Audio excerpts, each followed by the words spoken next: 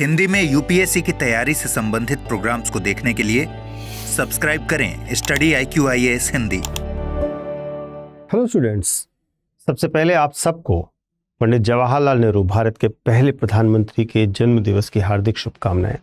ये जन्म जयंती कई नज़रियों से इम्पॉर्टेंट है क्योंकि पंडित नेहरू हमारे स्वतंत्रता संग्राम सेनानी भी रहे, प्रथम भारतीय प्रधानमंत्री भी रहे और उसके साथ साथ उन्होंने बहुत महत्वपूर्ण रूप से भारत के निर्माण में एक बड़ी भूमिका भी निभाई। कई नेता अपने समय को बदलते हैं, लेकिन कुछ नेता समय से भी आगे होते हैं और अपनी छाया छोड़ जाते हैं। जवाहरलाल नेहरू उन नामों में से एक हैं जिन्हें आप चाहें या ना चाहें, लेकिन भारत के हर संकट में और हर उपलब्धि के जड़ में अगर आप ध्यान से देखेंगे तो कहीं ना कहीं पंडित जवाहरलाल नेहरू का नाम आपको ज़रूर मिल जाएगा। महत्वपूर्ण है और आपको यह ध्यान भी देना है कि सवाल ये नहीं है कि पंडित नेहरू कौन थे, सवाल ये है कि क्या पंडित नेहरू की विरासत आज भारत की ताकत है या भारत पर एक बड़ा बोझ। हम नेहरू की सारी पॉलिसीज़ को एक डिटेल्ड वे में एनालाइज करेंगे, 5 अलग अलग एंगल से एनालाइज करेंगे और हम देखेंगे कि नेहरू ने भारत को कितनी बड़ी विरासत दी या भारत को कितना बड़ा बोझ दिया।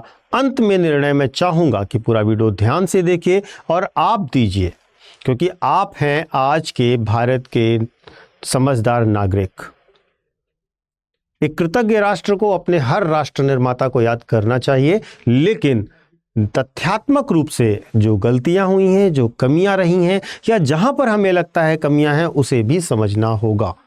तभी हम एक निष्पक्ष एनालिसिस कर पाएंगे, एक निष्पक्ष तौर पर कोई चीज़ जान पाएंगे। और आज के इस वीडियो में मैं हर एक तथ्य को निष्पक्ष तौर पर बात करूंगा और मुख्यतः तथ्यों पर बात करूंगा। तो शुरू करते हैं। शुरू करने से पहले मैं आपको अपना टेलीग्राम चैनल बता देता हूं, यूपीएससी मेंटोर पंकज सर, जिससे आप मेरे टेलीग्राम चैनल से जुड़ सकें और जब भी कभी आपको करंट के अपडेट्स चाहिए हो, मेरे वीडियोस के लिंक चाहिए हो, या आपको तैयारी करने में कोई समस्या हो रही है या आपको कोई सलाह चाहिए, तो आप मुझसे यहाँ पर सीधा कॉन्टैक्ट कर सकते हैं। आगे बढ़ते हैं। सबसे इंपॉर्टेंट अलग अलग मुद्दों पे मैंने कहा बात करते हैं, तो सबसे पहले नेहरू जिस चीज़ के लिए याद किए जाते हैं वो है नेहरू की विदेश नीति।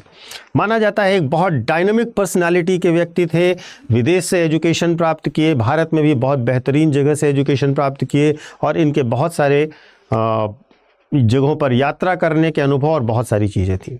तो सबसे पहला काम, अगर हम विदेश नीति में सबसे सकारात्मक कामों को देखें तो पहला काम है नॉन अलाइनमेंट मूवमेंट यानी कि नैम, यानी कि गुट निरपेक्ष आंदोलन। जब कोल्ड वॉर चल रहा था यूएस के और यूएसएसआर के बीच में, पूरी दुनिया 2 अलग अलग ध्रुवों में बटी हुई थी, एक तरफ अमेरिका, दूसरी तरफ यूएसएसआर। अब नेहरू के पास बहुत इंपॉर्टेंट मुद्दा था कि वो क्या करें, और उन्होंने कहा कि भारत किसी का सैटेलाइट स्टेट नहीं बनने वाला। नेहरू ने भारत को दुनिया की एक नैतिक आवाज़ के तौर पर पेश किया और उन्होंने कहा कि हम शांति की, हम वार्ता की, हम जो डिसआर्ममेंट होते हैं यानी कि निशस्त्रीकरण की बात करना चाहते हैं। 1955 में बॉन्डुंग कॉन्फ्रेंस होती है, पंचशील के सिद्धांत पर सब लोग सहमत होते हैं, जहां पर म्यूचुअल रिस्पेक्ट के साथ साथ नॉन इंटरफेरेंस और पीसफुल कोएग्जिस्टेंस की बात की जाती है। और ये बहुत बड़ा मूवमेंट था, एक बहुत बड़ी पहचान, जिसे आज हम ग्लोबल साउथ कह सकते हैं, उस तरीके की एक पहचान इस नैम मूवमेंट ने शुरू करी। दूसरा, अगर हम देखें तो नेहरू की विदेश नीति का एक दूसरा पहलू जो एक बहुत बड़ा ब्लंडर भी कहा जा सकता है, वो है चाइना पॉलिसी। हिंदी चीनी भाई भाई का जो मुद्दा था वह भी एक बड़ा मुद्दा है। उस मुद्दे को भी समझिएगा।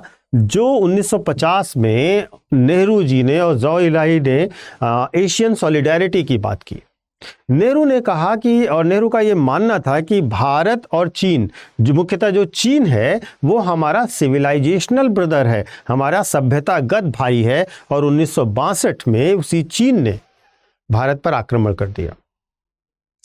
तिब्बत को लेकर के अगर हम देखें तो नेहरू जी के विचारों में एम्बिग्विटी दिखाई देगी, अस्पष्टता दिखाई देगी।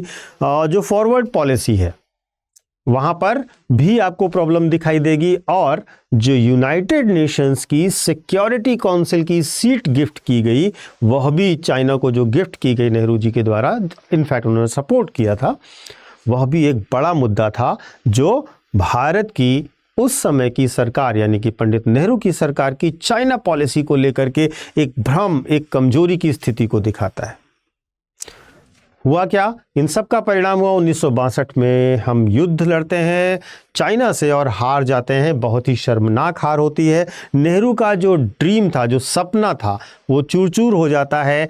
पॉलिटिकल क्रेडिबिलिटी भी उस 62 के वॉर के बाद खत्म होने लगती है। नेहरू चाइना के साथ एक रणनीतिक महत्वाकांक्षा के साथ जुड़ना चाहते थे। उन्होंने उनकी जो डिप्लोमेसी है उस पर ज़रूरत से ज़्यादा भरोसा किया और उनकी मिलिट्री प्रिपेयर्डनेस को इग्नोर किया। उनका आइडियलिज्म उस समय की दुनिया और चाइना की चालों से मेल नहीं खाता था। पीस की चाह में उन्होंने पावर को नज़रअंदाज किया। ये 1962 की बड़ी मामला है जिसको आप समझ सकते हैं। तीसरा, अगर हम विदेश नीति के मामले में देखें तो इजराइल और वेस्ट एशिया की पॉलिसी जो इनकी थी वो बहुत बड़ी एक चैप्टर है इनके विदेश नीति की। नेहरू ने इजराइल को मान्यता देने में बहुत ही देर करी। उन्होंने मान्यता दी नहीं, 40 साल बाद इजराइल को मान्यता मिलती है।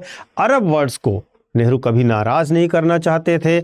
ऑयल और मुस्लिम सेंटीमेंट्स वो हमेशा ध्यान में रखते थे। आज भारत अगर हम देखें तो हमारा जो बेहतरीन डिफेंस अलाई और परमानेंट दोस्त जैसा बिहेवियर करने वाला है वो इजराइल है। 1950 से 1980 के दौर तक इस हेजिटेशन की कीमत भारत ने चुकाई। टेक्नोलॉजिकल और इंटेलिजेंस कोऑपरेशन जो हमें मिल सकता था इजराइल से वो नहीं मिला। मॉरल स्टैंड पर था, लेकिन यहाँ पर बात यह है कि स्ट्रेटेजिक लॉस भी भारत ने देखा। तो अगर हम विदेश नीति के नज़रिए से देखते हैं तो नैम भी एक बड़ा इनिशिएटिव तो था, लेकिन नैम भी बहुत फुल प्रूफ नहीं था। अगर हम देखें ना तो जो डिप्लोमेसी में आइडियलिज्म की बात करी, वहाँ पर रियलिज्म नैम के कारण हमने खो दिया। साथ ही साथ अगर हम देखें तो हमने स्ट्रेटेजिक आइसोलेशन जो है झेला इस नैम के कारण, क्योंकि अब हम ना अमेरिका के फेवरेट थे ना हम यूएसएसआर के भरोसेमंद। तो नेहरू मॉरलिस्ट पर्सन थे, स्ट्रेटेजिस्ट नहीं थे। ये एक बड़ा मुद्दा है। दुनिया पावर बैलेंस से चल रही है। आज की दुनिया में भी आप देखते हैं पावर बैलेंस बहुत मायने रखता है, आइडियलिज्म उतना मायने नहीं रखता। तो ऐसा अगर आप देखेंगे तो इन तीनों मामलों में अगर हम विदेश नीति को नेहरू की देखें तो यहाँ पर छाप बहुत साफ दिखाई देती है आइडियलिज्म की। अब अगर हम विदेश से वापस आए अपने देश के अंदर, वहाँ पर भी नेहरू की पॉलिसीज़ को अच्छे से समझना होगा। सबसे पहला मुद्दा तो जाहिर सी बात है, अगर नेहरू जी का नाम लिया जा रहा है तो कश्मीर और 370 की बात है। 1947 में जब कश्मीर का सेशन हुआ तो उस समय नेहरू जी ने कहा था कि हम लोगों की राय लेंगे।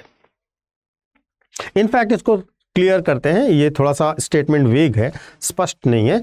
जब राजा हरि सिंह ने इंस्ट्रूमेंट ऑफ एसेशन साइन किया तो उसके बाद थोड़ा जो एरिया था वो पीओके का एरिया जो आज है उसको पाकिस्तान के सोल्जर्स ने कैप्चर कर रखा था। ये नेहरू जी ने इस मामले को इंटरनेशनलाइज किया, मामले को लेकर के यूएन चले गए। यूएन में जो एग्रीमेंट हुआ उसी से एलओसी बनी और जो पाक वाला एरिया था और जो कश्मीर भारत के पास है उसमें कहा गया कि हम प्लेबिसाइट कराएंगे, जनमत संग्रह कराएंगे। यद्यपि और पाकिस्तान के लिए शर्त ये थी कि उसके सैनिक वापस जाएंगे। ना पाकिस्तान के सैनिक वापस गए और ना ही वहाँ पर कभी जनमत संग्रह हुआ। यूएन में यह मुद्दा उठा देने की वजह से क्या हुआ, जो हमारे पास एज थी वो भी चली गई। यह मुद्दा ग्लोबल हो गया, वैश्विक मंच पर आ गया और 370 जो बनाया गया कश्मीर के लिए नेहरू जी की सरकार के समय में, वह वास्तव में एक टेम्परेरी प्रोविज़न था, एक तात्कालिक प्रावधान था जो कि परमानेंट कन्फ्यूज़न क्रिएट करता रहा कश्मीरियों के दिल और दिमाग में। दूसरी चीज़ ये है कि अगर हम भाषा नीति की बात करें तो अब यहाँ पर भी कोई क्लियरिटी नहीं थी। नेहरू जी हिंदी को राष्ट्रभाषा चाहते थे लेकिन इम्पोज नहीं करना चाहते थे। साउथ इंडिया में विरोध हो रहा था और नेहरू जी उस पर ध्यान दे रहे थे। तमिलनाडु में एंटी हिंदी एजिटेशंस बहुत तेज़ी से आगे बढ़ रहे थे। 1963 के ऑफिशियल लैंग्वेज एक्ट में कॉम्प्रोमाइज़ किया गया। नेहरू ने एकता बचाई और लिंग्विस्टिक पॉलिटिक्स की नींव रख दी।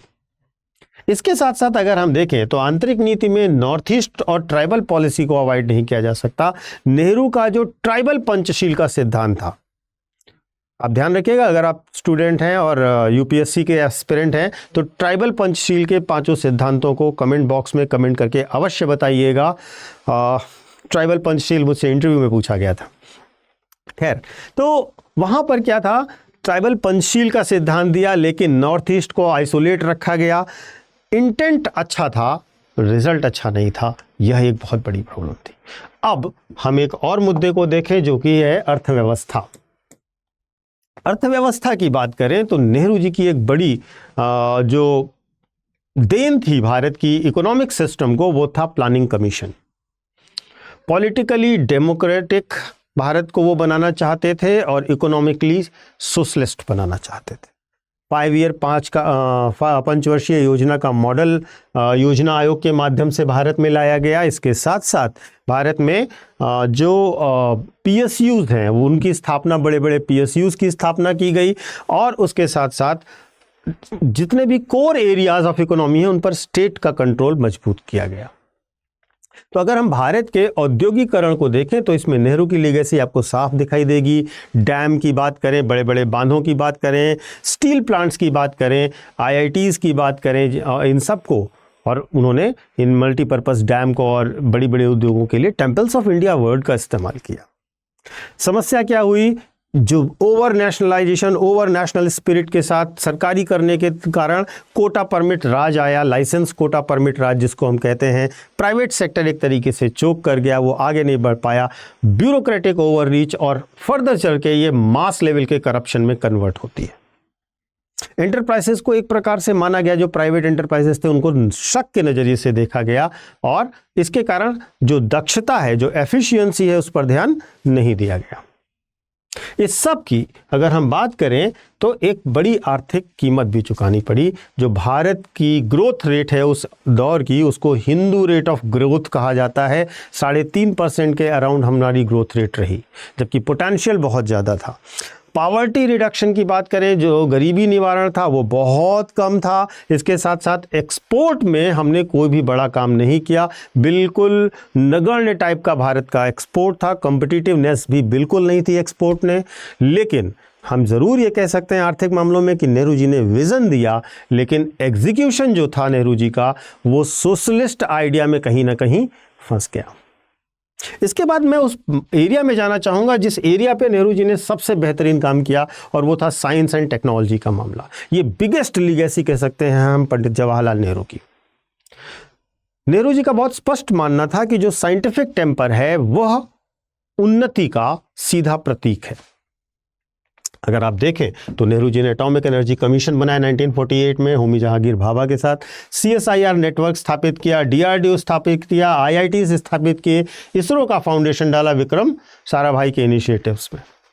बड़े अचीवमेंट हैं साइंटिफिक टेम्पर को मेंटेन करने के लिए। इसमें बड़ी लीगेसी है क्योंकि पहली बार तार्किकता, रेशनलिज्म और साइंटिफिक एटीट्यूड की बात प्रधानमंत्री कर रहे थे। एजुकेशनल रिफॉर्म्स की बात कर रहे थे, IITs जैसे संस्थान बना रहे थे, और ये संस्थान जो उस समय बने थे वो आज भी भारत का फ्यूचर बना रहे हैं। तो नेहरू की जो सबसे ब्राइटेस्ट लीगेसी है वो कहीं ना कहीं मॉडर्न और साइंटिफिक इंडिया ज़रूर है। अब एक और पहलू जिस पर हम नेहरू जी के बारे में बात करना चाहेंगे वो है सेकुलरिज्म और सेलेक्टिव सेकुलरिज्म को लेकर के, यानी भारत की सामाजिक नीति को लेकर के। देखिए, नेहरू जी के साथ एक डायलेमा हमेशा था। अगर आप ध्यान देंगे तो पाएंगे उन्होंने हिंदू कोड बिल तो पास किया, लेकिन यूनिफॉर्म सिविल कोड DPSP में पड़ा रहा, उस पर कभी ध्यान नहीं दिया गया।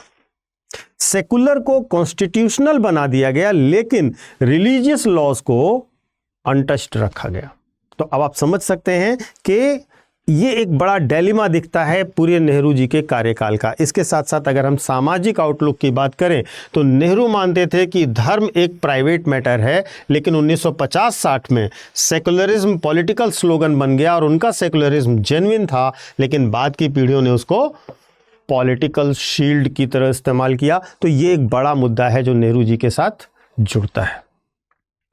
नेहरू जी ने भारत को सेकुलर रिपब्लिक बनाना चाहा था, राज्य को कोई धर्म नहीं होगा, और वेस्टर्न सेकुलरिज्म से अलग सेकुलरिज्म भारत का बनाया, जो एक बड़ी अच्छी सोच थी। देखिए, अगर हम नेहरू जी के बारे में इन 5 एंगल्स के बाद इन ऑल बात करें तो वो एक आइडियलिस्ट थे जो कहीं ना कहीं ट्रैप्ड रहे। नेहरू जी मॉडर्निटी में तो विश्वास करते थे, लेकिन उनकी सोसाइटी, उस समय की सोसाइटी बहुत ट्रेडिशनल थी, पारंपरिक थी। वे फिलोसोफर थे, लेकिन सर्कमस्टांसेस जो भारत के साथ थे आज़ादी के बाद, वो कहीं ना कहीं पॉलिटिकल पर्सन की डिमांड कर रहे थे। उनका मन ऑक्सफोर्ड में था, लेकिन सच कहें तो उनको जो मैदान मिला वो हिंदुइज्म का था। नेहरू ने भारत को आप नेहरू की एक बुक भी सुनते होंगे, डिस्कवरी ऑफ इंडिया। तो नेहरू का भारत वो था जो गरीबी में भी गरिमा चाहता था, आधुनिकता में भी आत्मा ढूंढता था। हाँ, उन्होंने गलतियां की, यह बात सच है, उनसे गलतियां हुई, लेकिन उसी में भारत के लिए भविष्य की सीख भी छुपी हुई थी। वो विरासत भी हैं, और कभी न कभी कुछ न कुछ गलतियां हर एक से होती हैं, और उस नज़रिए से एक बोझ भी है। लेकिन आज अगर हम ये साफ साफ कह सकते हैं कि अगर नेहरू नहीं होते तो शायद भारत आज जैसा है वैसा बन नहीं पाता। मुझे उम्मीद है कि इस विश्लेषण को, नेहरू के इन कामों को अलग अलग एंगल से देखने के बाद आप भी कुछ सोच रहे होंगे, आपके मन में भी कुछ ना कुछ प्रश्न होंगे, आपके मन में भी नेहरू को लेकर के कोई छवि होगी, कहीं ना कहीं कोई विचार होगा। अवश्य साझा कीजिएगा, क्योंकि आप जानते हैं इतिहास को दोहराने से पहले इतिहास को समझना ज़रूरी है, और हमारा इतिहास हमें सिखाता है। हमारे जो फ्रीडम फाइटर्स थे वो सभी लोगों ने भारत के लिए बहुत त्याग किया है, इसलिए नेहरू जी को श्रद्धांजलि इन्हीं शब्दों के साथ मैं दूंगा। आगे बढ़ते एक छोटा सा अनाउंसमेंट कर देता हूं। जो बच्चे स्टडी IQ से जुड़ना चाहते हैं और 2026 के लिए प्री की तैयारी कर रहे हैं, उनके लिए SIP बैच लॉन्च हो रहा है। लर्नर्स डे सेल है, जिसमें 15 नवंबर तक आप एडमिशन ले सकते हैं। आपको बहुत ही मिनिमम फीस पर ये पूरा कोर्स मिल जाएगा। बस आपको क्या करना है, यह कोड इस्तेमाल करना है, PK लाइव। आप ध्यान रखिएगा कि कैसे अब इसमें हम जुड़ेंगे। तो डिस्क्रिप्शन बॉक्स में जाइए, आपको वहाँ पर सारे लिंक मिल जाएंगे। 2026 के लिए, 2027 के लिए, 2028 के लिए, SIP बैच के लिए सारे लिंक्स मिल जाएंगे। आपको लिंक पे क्लिक करना है, आपका प्रोग्राम ओपन हो जाएगा। आप उसका ब्रोशर पढ़िए, प्लान को देखिए, अच्छे से स्टडी करिए, और उसके बाद अगर आपको ठीक लगता है और ये लगता है कि ये आपके ड्रीम को पूरा करने की क्षमता रखता है, तो ज़रूर और तुरंत ज्वाइन कीजिए, क्योंकि 15 नवंबर के बाद ये सेल आपको नहीं मिलेगी, जिसमें आपको हैवी डिस्काउंट के साथ ये पूरा का पूरा course with study material, test series सब कुछ दिया जा रहा है। महत्वपूर्ण क्या है, आपको याद रखना है, स्टडी IQ से कोर्स लीजिए तो PK लाइव कोड इस्तेमाल कीजिए, क्योंकि यह कोड जो है फैकल्टी कोड है, मेरा कोड है। Thank you so much. Hindi में UPSC की तैयारी से संबंधित प्रोग्राम्स को देखने के लिए सब्सक्राइब करें स्टडी IQ IAS हिंदी।